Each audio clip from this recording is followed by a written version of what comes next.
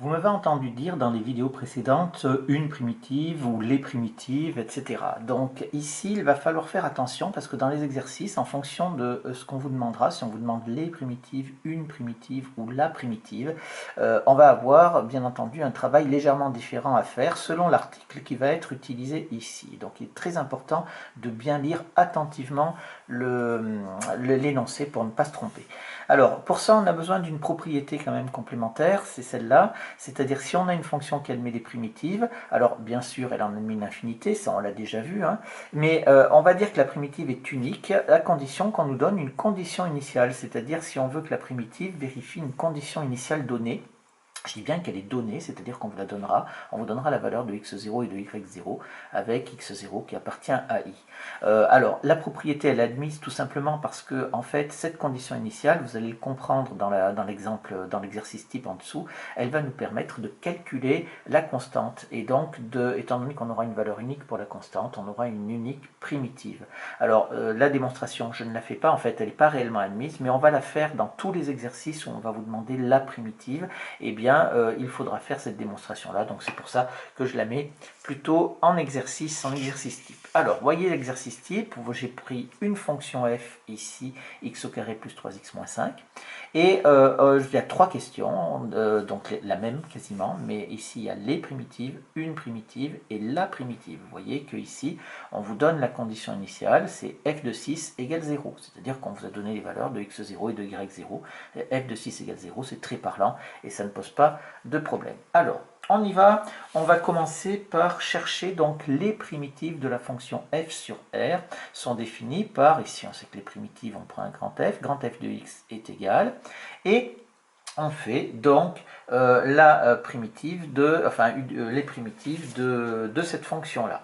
Donc une primitive de x au carré, ça nous fait donc x au cube sur 3. Ça, il n'y a pas de souci, on le sait.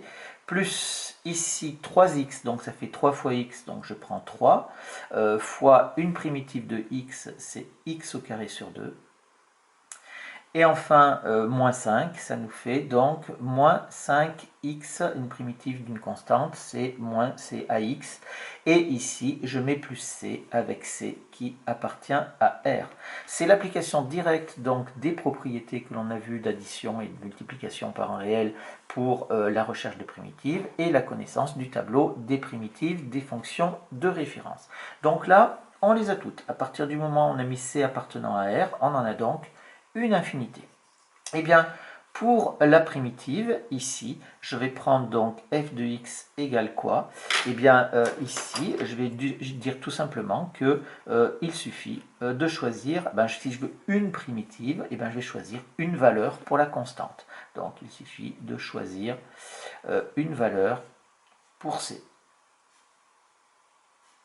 Et ici, je marque ici, en général, on prend c égale 0, puisque c'est le plus simple. On va aller au plus simple, hein, d'accord? Donc si je prends une primitive, ça nous fait f de x est égal donc à x au cube sur 3 plus 3x au carré sur 2, moins 5x.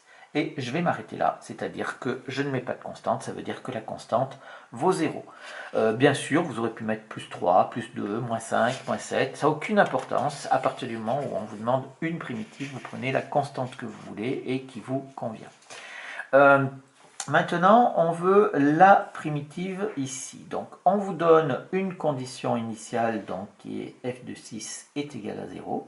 Et on va essayer de trouver donc la primitive qui vérifie cette condition initiale. Dans un premier temps, pour avoir fait la question 3, il faut avoir fait la question 1, c'est-à-dire avoir les primitives. Donc, on sait que f de x, c'est x au cube sur 3, ici, plus 3x au carré sur 2, moins 5x plus k, plus c, pardon, avec c qui appartient à r, puisque je ne la connais pas. Et en fait, qu'est-ce que je vais faire? Je vais calculer cette constante t à l'aide de ma condition initiale. Donc, on y va. On dit qu'on a f de 6 qui est égal à 0. Ça va être équivalent à dire quoi? J'ai ma fonction grand F qui est ici. Donc, je vais pouvoir remplacer en disant que ça nous fait 6 au cube sur 3, plus 3 fois 6 au carré sur 2, moins 5 fois 6 plus C qui est égal à 0. J'ai juste remplacé, d'accord? Maintenant, je vais résoudre ici. Ça me fait donc ici 72 plus 54 moins 30 plus C est égal à 0. Et ce qui me donne donc ici C qui est égal à, quand on calcule, ça nous fait donc moins 96. Et donc j'ai fini, vous voyez que la condition initiale, f de 6 est égal à 0, m'a permis de calculer ma constante qui est ici. Et donc je vais pouvoir faire ma conclusion.